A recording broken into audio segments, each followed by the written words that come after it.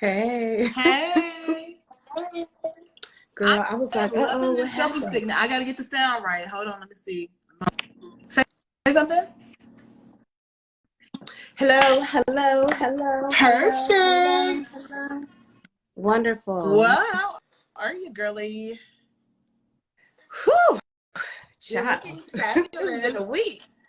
Thank you. I love the Oh, hair and girl. I love the lips. Thank you so It's real cute. Real cute. Real cute. much. Um, it's so funny because I was like, we have 6 minutes. I know a lot of people when they talk about self-love, self-care, and all that kind of stuff, they like to think about the extravagant things, but there is nothing like a floss and a teeth brush that can get Get you you self-love. revive, like in a whole different ballgame. Let me make sure I'm sharing this with. Oh wait, if I'm on here, people on my page should be able to see it too, No, I right? think you have to share it. Okay. We are live. Girl, so I have to give my eyelashes a break because I love lashes. I love extensions. I'll have to tell you, I don't know if you know, you probably know the reason behind it, but they started breaking out. I think I'm allergic to the whatever, So Yeah, even with mascara, you got to be careful. so self-love is saying, even though you love lashes, you have to take a break. It's so interesting because it's kind of like if you don't sleep, you don't even look good kind of thing. But the same thing goes because I noticed that even hair, when I started doing a whole bunch of stuff to my hair needed a lot of attention. But when I wasn't doing much to my hair, that's when it was thriving because not much was done to it. There has to be some rest in there in order to even put something on. You get what I'm saying? So can't be messing with the stick. We have to just embrace our whatever we came with sometimes and think it's just as fabulous as the extra stuff, Well, it is just as fabulous as the extra stuff because who wilt thou be if you didn't have the basic foundation? I know, girl. We got friends coming in. Hey, Kimura. We do. Oh, they're on so your it's side. kind of nice to do Facebook Live. We will eventually change our format, but we want to build our audience. We want people to kind of just come and see what we're all about. So this is In Love with Love, our new podcast for the new year, the new 2023. Yes, it is Anja and Nicole, and I am Nicole. Yes. This is Anja, where we talk about all things love. Yeah, we do. And we talk about being in love, and I feel like I'm always sending Nicole singing songs like love songs from like the 80s and 90s and stuff. She's like, you've been singing that song, it's on your mind. But that's because I feel like that was the last opportunity, almost kind of like a last decade where it was okay to be in love. What song were you singing? I don't know. You remember Luther Vandross? Like just like all of the songs that be coming to my mind. And because that was a really good time to be able, or I feel like one of the last times to be able to express that you weren't in love or that you desired love. Yeah, like the 90s. So the 90s was all, if you shout out to the people that know about the 90s, if you don't, it's okay. But 90s was all about love ballads. It was all about groups singing about love, down and on bended knees, like, love ballads. R&B is Let's very Get Married. Much love. And so with that being said, I was watching, I don't know if there's a preview coming out of a show where the guy wants to be in love. And I don't know if you've seen it, but it looks really good. And he's like, and the girl's talking to him like, I've never heard a guy talk so much about wanting to be in love. She's like, you and Drake. Because it's a different era, and I guess Drake talks about being in love a lot or whatever, but it's really sad because men can't even be vulnerable to say, hey, I really want to be in love. I want to be in a relationship. You know what I'm saying? I love the fact that this is conversation because it's almost like let's talk about it. I don't know how I knew this, but I knew it when because during like the Jagged Edge, Let's Get Married and all of that kind of stuff, I was in middle school / early high school. And actually I was in high school. I remember thinking in my mind. It's like if a woman sings a song about being done wrong and stuff, it's kind of like, oh, okay. But when a man sings a song about being done wrong, Right. it's like everybody's like, oh my God. Oh, like we feel it so much more. So I feel like we were more accustomed to it. That's the difference. Because, you know, then after all kind of other forms of hip hop came about, and we just kind of lost touch with it a little bit. But those who do remember a certain time, it's like we remembered emotion, and somebody just said never too much. Did he just put also the eye? I think because it was like I said, we side eye when you think about a guy being compared to Drake. I'm like, like men can be in love with love too. Like it's totally, let's normalize. I don't even know Drake's music. I almost feel a little bit because I don't know Drake's music. I know that Hotline song, and that's about it. I don't know it. Yeah, that's all I know. Well, apparently, that's the mindset is that he just kind of like, you know, goes on about wanting to be in love. So, child. But the topic for today is supposed to be self-love. I don't know how we can intertwine these two topics, or maybe we can circle back at some point. But how do they not? Because how can you be in romantic love, real romantic love, healthy romantic love, flourishing romantic love if you don't have a foundation of self-love? absolutely. You know what I'm saying? If you don't have absolutely, what you doing? I want to just go in though. We're gonna have a like where somebody, because I know James could probably get into it. He, even though he's a hip hop artist, shout out to you know, I don't know if you call yourself a Christian artist, but nonetheless, he's an amazing artist that kind of focuses more on the hip hop side of things. But yeah, I want to go in on this 90s love ballads. That's what I really want to go in. But that's for another day to really go in. But we wanted to set the stage for and kind of really define self-love, right? Like what is your take on that, or a definition of self-love? To me, and this is because it's something that I talk about often, or actually not even often, I feel like it's an integral part of my life. Talking about self-love, expressing self-love. So to me, self-love is the ability to express all things that are true to you. Sometimes it may step on toes, but and this is the thing too. We have to be, I don't want to say we have to be careful. I scratched that out. I erased that. Forget that I said that. Being able to be true to yourself in the ways that are true for you. We're not all the same people. So for instance, an expression of self-love for me, like I just said, yes, bubble baths and roses are amazing, but there's nothing like a good floss and teeth brushing too that'll revive you. Nothing like a good shower and the ability to have like those small foundational things. That's what I also consider to be self-love. That's good. Valuing yourself. That's good. I was just trying to invite a few people as you were talking, but when I think about the definition of what I might call self-love, it would be things that are good for you, mind, body, and soul, right? Like you said, like those basic rudimentary, is that the word? Rudimentary.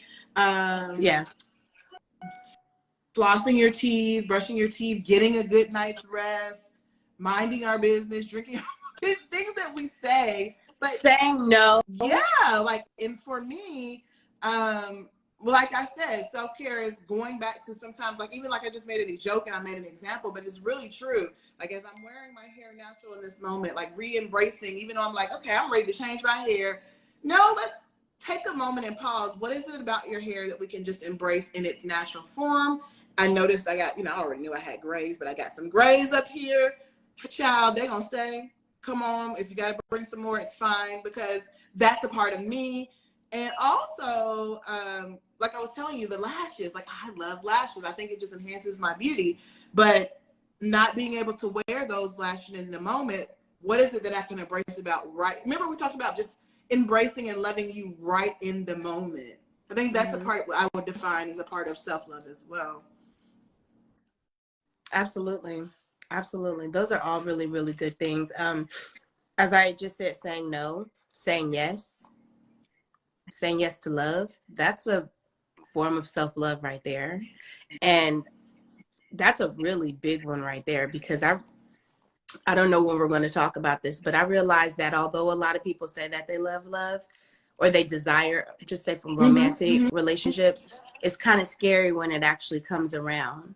So, and then they say no, even though they've said yes. So their whole mind and stuff says no, but they're saying yes. So that's a whole situation. But when we're talking about self-love, literally just being able to honor the things that are germane to you and that you truly desire for yourself. And when I'm thinking about, as you said that in self-love, being able to be, we throw around the word emotionally intelligent a lot, but being just aware, enough emotionally about yourself to know that I tend to maybe have a pattern of sabotaging, or maybe like where I've been traumatized from a past situation. Maybe I've been divorced or widowed, or just been disappointed in the area of relationship time and time again. I feel like I have a tendency to look for the negative versus, how people look for the red flags, and we get used to looking for red flags, but how can we balance it out with a healthy perspective of, well, what are the green flags? How would I know to move forward with someone? You know what I mean? Mm-hmm. Mm-hmm. Once again, that comes from relationship with self, relationship with yourself. What are some of your favorite ways to express self-love?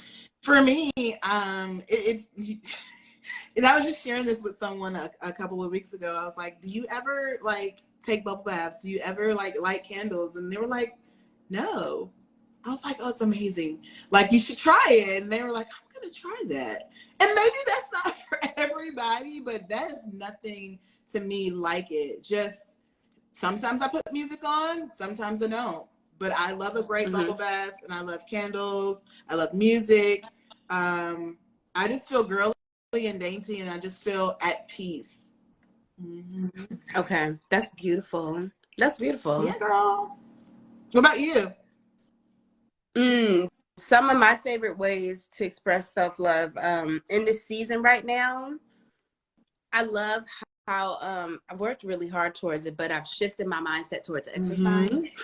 And it's more so because I do it because I value myself, and not because I want to get to some place that will give me acceptance. You know what I'm saying? Yeah. So that now has become an opportunity for self-love. It's not super rigorous for me. It's actually very light, but it's consistent. And so as I value my time, as I go in and I'm like, nope, from this time to this time, I'm going to be here and I'm going to be doing this. When I'm done, I bounce.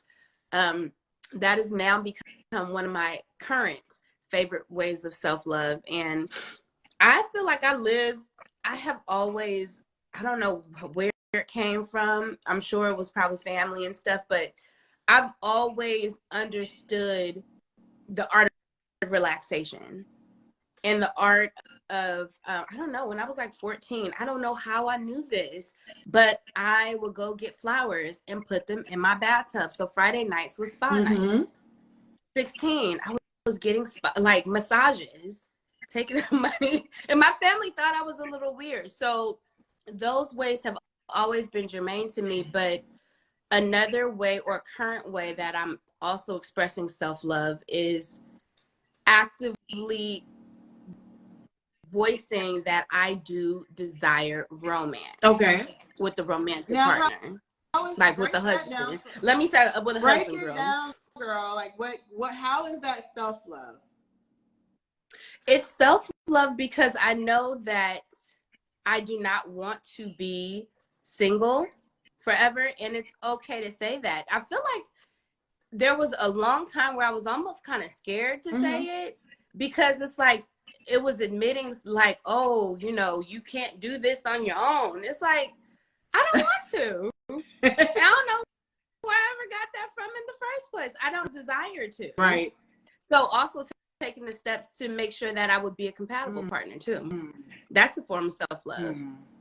I love that though. Just the thought of saying, I know, I think especially the communities that we are in, and the people that women that we're often around, you have to, the notion is that strength denotes that you're doing it quote unquote alone, and you know, you're rocking it alone, and your boss moves and this and that.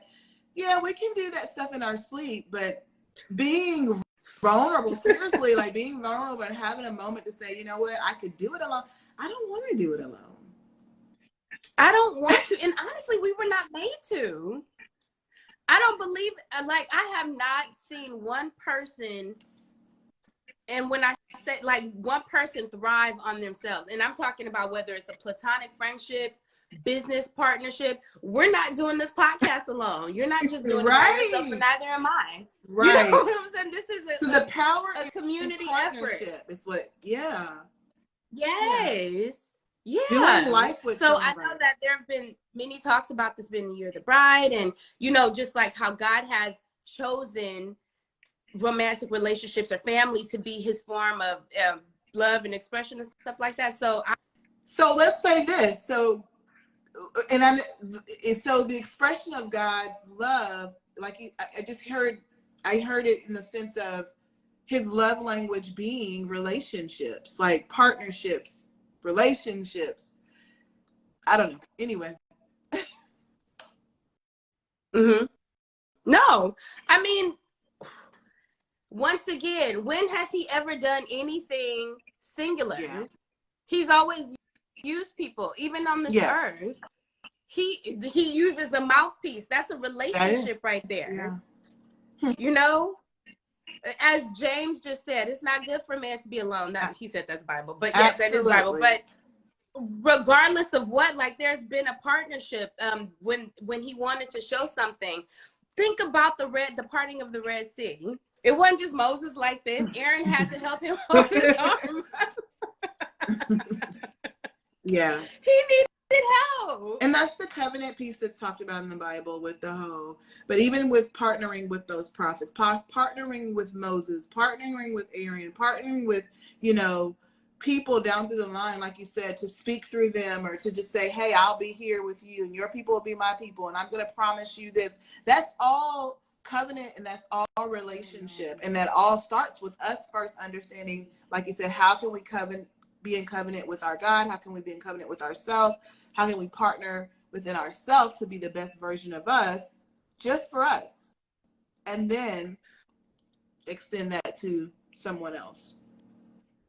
So I love that you said that, because that brought us to a very important topic, in which we also talked about this before, was what were the things that hinder self-love? Yes. Remember, yes. So there are so many things that hinder self-love that we came up with a list. You want to read some of the things that came on our list? Write it. I mean, yeah, we wrote it down. So let's read down the list. Let's see. I don't have it in front of me, but it's okay. This is a different computer. But so some of the things that hinder self-love, and I don't know, while I was working out today, I felt like the desire to write this. Some of the things that hinder self-love are the opinions of other people. That is a huge one, whether it be parental, friendships, just the ideas that other people may have for us. What do you think about that one? Yeah, it's coming back to me now. So remembering getting in a place that could be dangerous, you know, and counterproductive to that self-development and self-love and self-compassion could be being so worked up or concerned about what other people think.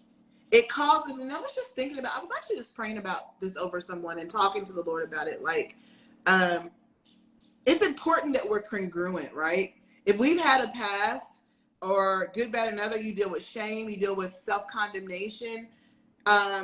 Oftentimes people see them, I think they see themselves in fractured pieces. Like, okay, you know what I mean? But even though you're walking through a place, how can you still be a congruent and whole person, just embracing? Yeah, I might have some rough edges. Maybe, you know, I'm not as refined as I'd like to be. But at the end of the day, what does God love about me? So that then I can embrace the things that God loves about me and still understand I'm still a work in progress. I'm a how do I used to say? I used to like saying I am a work being progress. Like, so being a full, complete, with an identity in love person who is still being developed. If that makes sense, how I just said it. Yeah. So I have a question for you on that, because, and this is a very, very real thing, because we have been socialized in our lives so much to not only respect authority, but to also, you know, like seek from authority, seek guidance, and, you know, you got to be guided and everything like that. What do you do, or how does it come about when that authority wants for you what they want for you, and it's not necessarily what God wants for you? Mm-hmm. What is your question about that again? I'm sorry. So my question is how the path is what I'm saying, because as I heard you talk, it was a lot about the vertical relationship, as we always talk about this. Mm-hmm.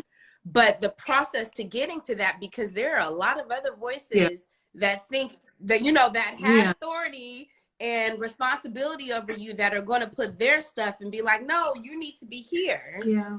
How I think it's different for different people, advise? but I think that the Lord really will highlight, if we're listening and if we're asking. To be honest, we do have to have that ongoing relationship with God and ask, like, because you know, you feel that itching, like, I'm giving this person a little bit too much power over myself, or like, I think it's time for me to break away and not have relationship or be so tight in relationship with someone, like, right, where you're like, you're releasing your whole, like, well, should I do this? Well, what should I go? Well, what do you think? You know, and even when you're not asking, sometimes people are offering.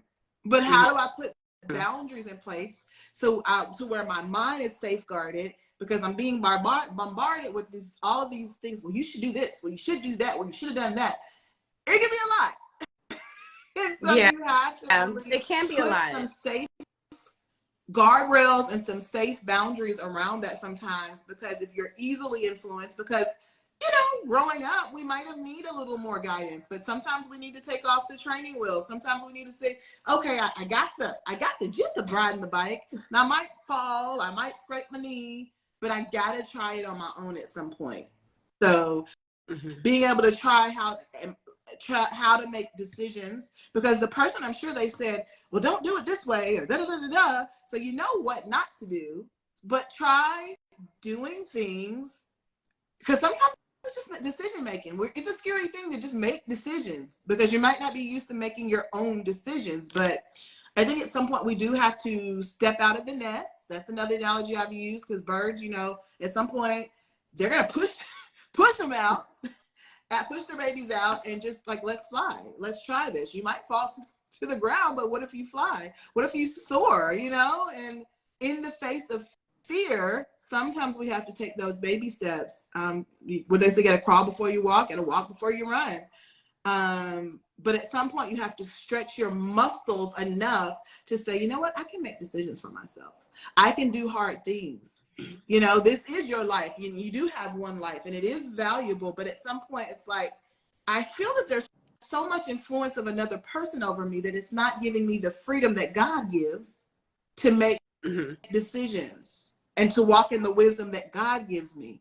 Because didn't he say he would give wisdom? The beginning of wisdom is the fear of God, not the fear of man. And sometimes we reverence men so much that we don't give the opportunity for the fear of the Lord, not trembling in fear, but the fear and reverence and respect of, what do you think, God? Well, I'm going to sit here and just wait and just kind of believe that you're going to give me a peace. Or I'm going to read a scripture and believe that I'm going to have faith enough to believe that you want to speak to me about the situation. So I heard a couple of things with going back to self-love. It is... Thanks, James. We love your participation. Oh, thank you, James. So I heard several things within that, because your definition of love, self-love, was being able to, I believe it was honor yourself, mind, body, soul. Was it? Perfect. Because that honors a lot right there. One thing that I have to say is that my prayer or my desire is for this to be grasped so much younger. because we kind of up there a little bit. We're not up there, but we've been around the block a little bit, and I wanted to say, because it's not just community, it's like worldwide that girls are almost still taught this, and it hasn't been completely broken off. So my desire, and I'm seeing just family members and friends that I know, and me personally having still done with that with myself, the breaking of people pleasing. And the reality is that you can't truly have self-love if you are focused on people pleasing. Well, and I think you do have to acknowledge the culture. Like you and I, we were raised by strong Black women. I mean, I was raised in a two-parent family, but nonetheless, my mom has a strong influence. And yeah, they're strong. In the Black community do have that, and we love our moms, and we love the fact that because we get a lot of what we have, that helps us be successful from them. But it's also, I think it's starting to slowly change, but just the shift from perspective of just do what I say and not really giving rationale or not really giving a voice for me to speak back out of respect, not just, I wouldn't be, just talk back, but giving me a space to kind of express and process my thought process. That's valuable. And I think a lot of the older generation, they miss that.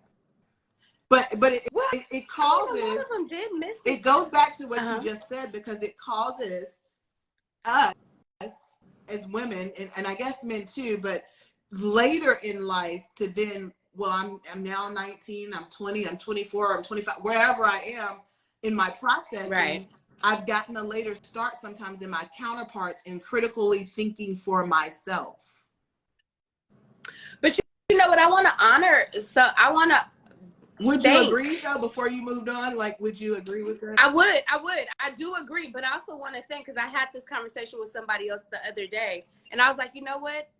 I thank those older women because they were so busy with the culture of having kids early that they didn't have an opportunity to truly process like you and I do. Absolutely. Like a lot of us who are single, who don't have kids, who are by ourselves and stuff, we get a chance to process this stuff because, I mean, in a sense, they did tell us to go to school and get an education. So, I mean, because that was their sense of saying, don't just settle. Yeah.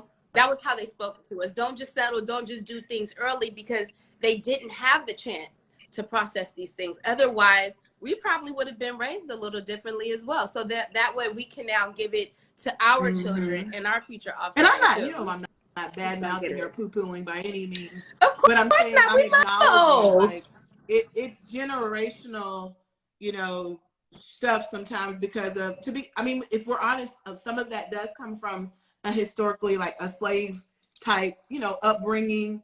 And so we just kind of have to see what works now and what doesn't work now, and continue to, like I said, evolve and be better.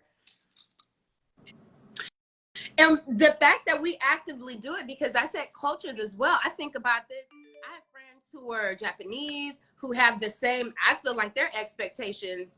Yeah. Like, you know what I'm saying? Like, at least we are known for having somewhat of a voice. It's like, you talk, you open your mouth, like, no, like in other different cultures to where it's absolutely no, well, you as a woman cannot talk. You on that, because be seen and not heard is very much in the African-American culture. So I'm saying, when you're talking about younger girls deciding to being given a voice and a mind to kind of come together and say, hey, you know what? I don't know if that works for me. Like, I really want to dream and do this, and you're suggesting that I do that. That's not giving what I'm wanting it to get. So I'm just saying, like, that there was no space to do that per se. At 16, like, I don't know if was a space for that for me to be able to say something like that. Like, I don't necessarily want to go to college. I don't think that was a thing. Not because no. Are you kidding me? And not even just that. No, you're gonna go to college. You're gonna be a doctor. Indian chief. So. But yeah, no. So those are one of the things that I'm grateful for. This is why I love dialogue and I love this conversation, because it's shining the light, a very realistic perspective on not just us, but the people coming after us, I know you have some people who you care about their future who are some youngs, and I do too. So the fact that they will have an opportunity to choose, because in a sense, we're kind of being trailblazers by doing things differently than mama and them did. I see the men are showing out. Know? Shout out to Jason. Everybody's men showing out on the podcast tonight. Okay. We're just doing a little talk, a little chit chat about self-love. I don't know what's some things that men might connect with that identify as self-love. Now that would be an interesting conversation. Ooh, that would be a really good conversation. Maybe one of these guys can come on. Yeah. Seriously, that would be a great conversation, because the same way that we're up here talking about the work that we've done and stuff to be compatible, I mean, you know, we all need work. And then that's what makes an amazing relationship. So that was one of the things that hinder self-love, were the opinions of people. And that's a huge factor, actually. Next, we can also talk about the opinions of the world, because it's different. Societies, what they have to say is very different from what your mom and your family have to say. So how so? Break that down for us. Well, I have a story. I remember I was like 16, and I was looking at some Essence magazines, because I used to want to be an editor for Essence. Nice. And I was looking at I did. This is why, and they were up there talking about become a doctor, and I'm like, ooh, I want to do this. So I remember looking at Essence magazines, because at that time, you know, you had Teen and all of that stuff. And I remember I was looking at another magazine, and I was like, oh my God, I will never look like one of these girls. Not because I couldn't get small enough, not because I couldn't do my hair a certain way, but literally because I was Black. Wait a minute. So you're talking about the editors? Is that what you're talking about? No, I'm talking about in like Vogue or something like that. I was looking at another, and I was like, I will never look like one of these women simply because I'm Black. Like, it's impossible. And it was like an epiphany. I was 16. Okay. And that, in a sense, freed me. But then it's kind of like, how do I contort myself to fit in what's acceptable, still within the beauty standards of what it is? Because, you know, beauty standards change. One time long hair can be in, the next month it could be all about being natural. 1 minute, I remember when in 2005, I finally felt like I fit in the beauty standard. Because I lost the whole 2005, girl, was my year. It was a small window, girl. It was so small. But I remember thinking, finally, I made it. Okay. I remember. And it was when that super duper thin look with Nicole Richie and the other girl, Paris, they were like, that was the look at that time. And finally I was in, because I didn't make it with the video chicks of the 2000s. I didn't make it, but I didn't make it. I didn't meet the cut. But we're laughing. But how devastating is that to young girls and to women? Like, even myself, I grew up very body conscious. I struggled a lot with my body image. To look to the media and never say, I never fit in. Like, feel rejected because you never saw yourself in any of those images. No, it's a lot, but that's something that can absolutely hinder or impede on your self-love. Yeah. And it's not like you've chosen any of this. It's just what happens to be visually around you all of your life, the standards that are beautiful. I loved, and I still love, old movies. The more pixelated, the more better, almost. Because, you know, I just love them. They're so dreamy to me. But I don't ever, the women who look like me in those movies are always the help. So if I visualize that, and I'm like, I would think, oh man, I could only be the help. The devil is a lie. I'm with you. Are you frozen? Anja? You froze for a second.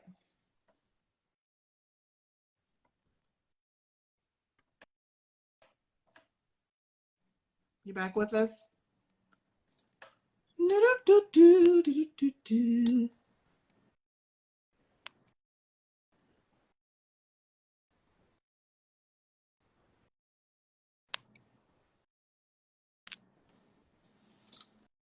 Can you hear me?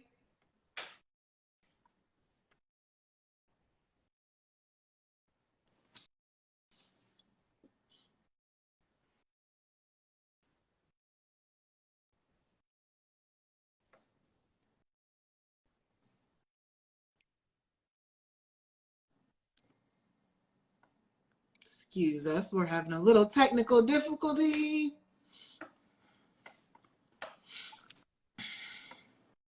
Thank you so much. I have boundaries on my phone if I'm on an app too long to shut it down. So it was like you've been on here too long. Self-love all day. Yes. But I wanted to make a point. I don't know if you were at a good stopping point. I think I just said, oh yeah, I was just like, the devil is a liar. I'm not the help. So what you said made me think even further about my own journey, just to embrace the skin that I am in, just living in regionally, like you said, if you didn't see images that were appreciated. And for me, I was very aware, probably too aware, a little too aware at an earlier age, probably like a 10, 11, 12. I don't know, that's probably common now, but I was very aware of young guys and whether or not they appreciated my looks, whether or not they, liked me.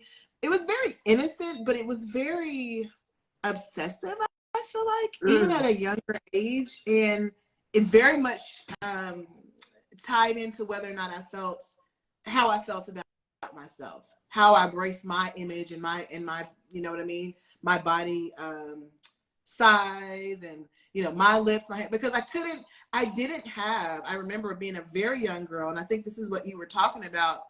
And I didn't have that. I didn't have enough within internally to say, you know what, I like my hair, or I like my skin tone. And I remember being in maybe like a church youth group or something at one point. Maybe, I don't know, I was getting some mentorship from someone, and they were like, well, what do you like about yourself? And I literally remember struggling, like, okay, what do I like about myself? I like my skin tone, like literally. And that was a blessing to say one thing, but it was such a struggle to think about one thing that I liked about myself. And I'm saying all of this in conjunction with, I just know oftentimes what was valued around me as it related to the boys, like I said, or what was not valued, I should say. I felt very marginalized because I didn't fit in the mold of what was around me, which was skinny, which was long hair, which was very fair skin, which you look at me and you're like, well, but you're light skinned. But the people in comparison to me were much more lighter, if not white, and it very much, I received it as rejection. So that's our perception sometimes, but it was very much not, oh, well, you're different, embrace who you are. It was like, oh, in comparison, which we struggle a lot with that sometimes as women, but in comparison to them, that's validated, that's what's good, and you're not. So that's what I experienced. Wow. Yeah. Wow. That's very real, as we know, because, I would never say, oh, you're a liar. That's not true. Oh, I think you misinterpreted it. That's just ridiculous, because your experience is your experience. Yeah. But I will say that your experience is not unique at all. Not at all, not at all, not at all. So for us, with self-love, and this is why I'm so grateful, because I do feel like we have not been forgotten in a sense. I do believe that the Lord has always placed, and this is why it's so important to walk in beauty as well, because some people go to the extreme and say, oh, erase beauty, forget beauty, doesn't mean anything. I believe that the praise and approval of your beauty doesn't mean too much, because that gives people the power to then take it away. But I do believe that beauty matters, because beauty is a reflection of the Lord. Absolutely. And a couple of years he told me, he was like, beauty is a weapon. And I was like, oh, oh, okay. Because that's what causes people to come closer. They're like curious and they're like, oh, wow, he can use it. Yeah. My hope for, But gosh, unfortunately, beauty is weaponized many times against us because yeah. it's a perversion. It's a warped thought about it. So, but yeah, go ahead. Yeah. I'm sorry. Yeah, no, I completely agree. My hope, and I don't even know how this would happen, but I guess it's just for us to continue to walk in who we are. My hope is that we continue to dismantle the ideas of current beauty standards and praise and accept. Well, I want to say praise, but just celebrate beauty in all of its different forms. Absolutely. You know? And that does not include, because I feel like what I see in social media right now is the polar opposite. Like, everybody's beautiful. You got this person that's beautiful. Like, yes, that is true, but it's also kind of stemmed on makeup, all of this, like how well you can apply, once again, the current the current society's approval of makeup. And then you have some confusion in there too, but yeah. Yeah. But yeah, like that's my hope. That's my hope. I'm with you on that. And I'm thinking the Lord has the same idea because we've got some things in the works as we're coming, preparing for some things to really train the young minds, like you said, really targeting the young minds and getting them to deconstruct, dismantle, break total agreement with the lies that the society is saying, whatever the lie that the enemy is saying, and really gravitate towards the truth of what God is saying. So amen. So that was definitely one of them. Another, because we're talking, I love how we do this. Another thing that impedes self-love, I don't know if we talked about this, but I think that it's personal not personal reflection, but personal action. Going back to what we said earlier, yes, just as wonderful as candles are, as is brushing your teeth. If I'm not going to do that action, then I won't get the benefits of it. Yeah. If I won't get up and do some exercise, not for the mindset of like, oh, losing weight to fit and contort, but literally because I have this body that I've been gifted. Yes. You know what I'm saying? Personal responsibility. That's the word that I'm trying to say. Personal responsibility. And the one thing that the Lord has highlighted to me, as you're talking about losing weight and exercising, Jesus, eat healthy. Thank you, Lord, helping me. I did not say that, but it's okay. Is being, and it's in every area of my life, really. Part of self-love is being a good steward of this body, being a good steward of my mind and my mental health, being a good steward of my rest, being a good steward of, okay, if I have a house, if I have an apartment, if I have a room, maybe I just have a room. Can I be a good steward of those things? A good steward of my car? Like, am I keeping things clean and minimal? Like, am I purging? Like, these things matter. And it helps. They matter to God. Yeah. They do. They really, really do. So not everyone was raised with that. No. I have to be honest. And even if they were, it's still a struggle. Can we be honest? Because I was raised with a lot of things, but it's still a struggle. And it reminds me of when I first went to college, and I think the first time I washed my clothes, because I didn't grow up washing my own clothes. I ruined everything. I did. I ruined all my clothes. My roommate was like, what in the world did you do? I ruined all my clothes, and I had to send for help to get new clothes. But I think that, I don't know, like, is that a home ec thing? Because I didn't grow up with home ec. Well, it's like you said, the culture of your home. If you didn't really have to do certain things and responsibilities, it is what it is. Because I know I've had some friends that have said that too. Well, I didn't have chores. I didn't grow up doing this. So at this point in their life, it is a struggle. And it's a struggle. They want to be better at it, but they acknowledge their truth was that it wasn't something they started out knowing. So they want to just kind of seek help to get better. So, yeah. You know what? I appreciate that because I don't feel judged at all right now. Yeah. I mean, I knew I didn't, but like, it can be really, really tough. I remember when I had to learn how to cook in my early. I started college in New Orleans, and I was at my cousin's house down there, and he was like, "Okay, we'll cook the rice," and I got no word. Like, I pretty much got cussed out for not knowing Did how you to try? cook. I did. I think I burned it. I don't know. I put the finger in there, all the stuff that they said. I don't know.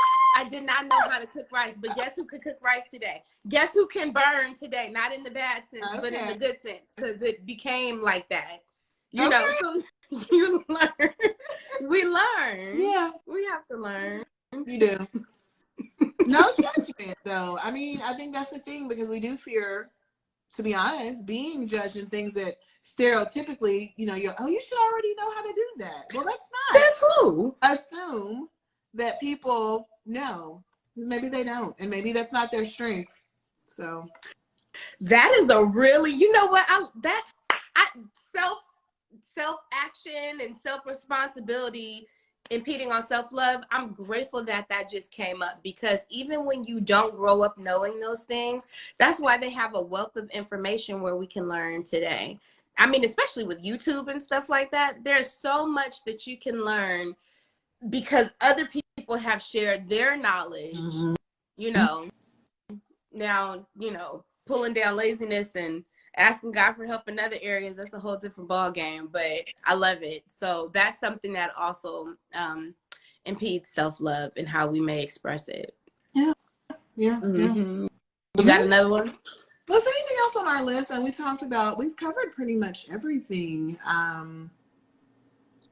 Yeah. We were saying that we could do like some mini series of self-love, because like what else would we consider self-love? I think we shared the ability to say no and to say yes. Mm-hmm. We shared,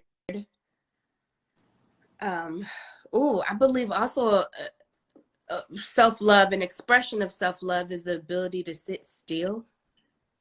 Mm-hmm.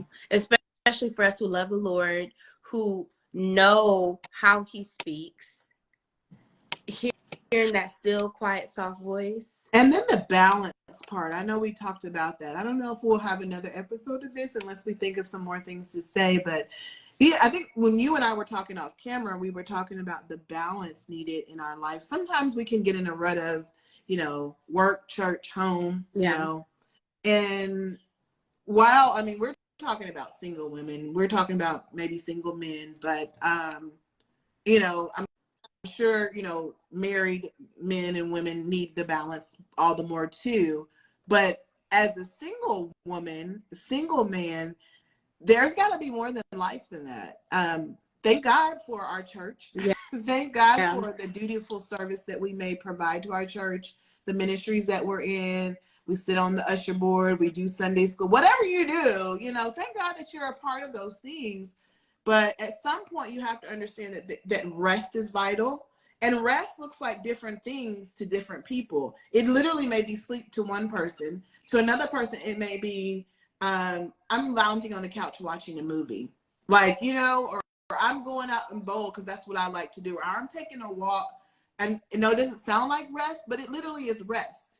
Like, today, I like to clean the house. I'm cleaning the house. I know it doesn't sound like rest, but I'm not doing anything else that demands my attention, or in the sense that, you know what I mean? Because sometimes we can serve people and others so much that we don't fill back up in the areas that we need to be filled back up. And I think that's a part of self-love and rest as well. So just the balance. People say work-life balance, but I say work-church-life balance, right? Like church, work, home. Okay, get up and do it again. That's so monotonous. And while we have to have monotony sometimes, don't get me wrong, it builds character, it builds like consistency. There's a little bit more to this thing, because he told us that he came to give us life and life more abundantly. In John 10:10, I believe it is. Yeah. So what is that abundance? Like, abundance applies to something that's spilling and running over. And so work, church, home, that don't sound like that's abundant to me. It doesn't. but it also reminds me a couple of weeks ago, maybe a month ago or something like that, I was writing down a checklist of things that he's asked me to do. And it was like in my mind, okay. And I heard in my spirit so clearly, I'm not a checklist guy. So it's the same kind of mindset. Allow him with self-love, with being in love, as we're talking about. A lot that comes with that is spontaneity. We can have spontaneity in our relationship. Pause. You done went fast. That's something that I feel like people don't. That's a big point. Like, wow, self-love and receiving God's love comes with a big word, spontaneity. Break that down? I mean, spontaneous. Like when you have if you have ever been invited to somewhere last minute, or maybe it was last minute to you, but the person had it in their mind that whole time for you. But when they reached out and said, hey, are you available? You free to do this, that, and the other? You guys did it. And it was wonderful. Okay. I truly believe that God has that in store for us all the time. Mm-hmm. He's an adventurous God. He's a romantic God, an exciting God. When we ask, okay, what do you have for me today, versus still looking at stuff like, okay, boom, do this, boom, do that, like as if we're leading our own lives, it's kind of like we're allowing our lives to be led and our hands to be held into something new and different. That's beautiful. And you know what I love about it is that, I think we talk about it, or I've talked to some other friends that are single, is like, one thing about living this, I'll say life in preparation, because many people want to be married and that's okay. But in the meantime, one good thing about it is that we can just pick up and go. Like, oh, we're going to Africa tomorrow. Let's go. Bags. Like, what? It's a blessing. It really is a blessing in this time, especially if you have the ducats for it in the time. Yes, it is a blessing. Yes. We flying out to Dubai. What? Let's go. No, but seriously. But also, still, even for people who may be married, I know, because I've heard people say this, spontaneity. I've heard people talk about becoming too common with each other in the situation, because you get familiar with somebody, especially if you're with them day in, day out. My prayer is that everyone who watches us, including us, but anyone who watches this podcast becomes a part of the family, will not become so common in their life relationship, and will allow God to woo them every day for the rest of their lives. Now, that may not be some adventure every single day, but it will leave room to be open to seek God all the time for what he has for us in the moment that he has for us. So it's kind of like moment by moment. One thing we didn't talk about, and I love that, but it made me think about circle back to the thing we talked about that we didn't talk about, but we talked about off camera, that hinders that process, is performance. When you are performance driven, right? It goes hand in hand with people pleasing too, but when you're performance driven, it doesn't leave room for the relationship. No. Think about how many people are workaholics, or are very fear/performance based driven. So the things that they do, it never is really seemingly enough. The performance is such a trick of the enemy. It's so deceptive because it's never going to be enough. And so with that being said, it's like you get caught on this rat race, or the little tunnels, like around and around and around and around, trying to chase that tail, trying to chase that cheese, whatever. But you never really arrive at that place of, oh, this is perfection, which is the disillusionment, right? You never really arrive at a place that now I feel satisfied in myself. Now I feel whatever you're trying to chase. And I just thought about that hinders you from really being authentic and real and enjoying the moment and being spontaneous, because there's pressure to perform. Would you agree? Absolutely. Absolutely. Pressure, performance, perfectionism. I feel like those things still go, I want to say they go back into self-responsibility, but I don't know, because sometimes it's so much to pull them down, especially when they're ingrained, especially when they're generational. So I would completely agree. Yeah. Well, it goes back to that, like we're just saying, trying to find the balance of life. it may take systematically a little bit of, not a little bit of, a lot of it of internal work, counseling, therapy, whatever, you know, but just to really get to the place where you're healed and delivered enough to say, you know what, I can take a day off. Hello. Like I literally can take a day off. Because some people don't do that. That's real. You know, and I'm going to go back to, honestly, I feel like that's part of our culture too. Just American culture, not getting all political and stuff, but I was going to say capitalistic culture, because if you ever have a chance, I don't know if you've ever heard of it or seen it. It's called The Quilt of Gee's Bend, The Quilts of Gee's Bend. And it's about several women, a group of women in rural Alabama or rural Georgia. I cannot remember which one, but they're very, very poor. And they pick up scraps. And after their work, aloha, Mary, after their work, they go ahead and they quilt. And they quilt these beautiful, beautiful pieces. They're actually in museums and stuff like that. But when I saw that, and I was in college, when I saw that, there was an overwhelming sense of like, my God, these women have the key, they have the answer. And one of the ladies said, you know, some people, they have so much stuff, but they have no peace. So while they're rich, they're really poor. You know, they're really, really poor. Going back to performance, just all of that kind of stuff, it's a hindrance to self-love, but it's also cultural in the where we live. It can be. Sometimes I think about when I'm talking, some of the people that I know, I'm envisioning, you know, and it could definitely be a part of that is just a cultural, but a part of it is internal workings too, because you know how we were talking about beauty and how other people sometimes we see other people validating whether or not we're beautiful. Yeah. Sometimes, especially for men, if we're honest, women too, but I'm just saying men really get themselves and their identity tied up into work performance, work-based.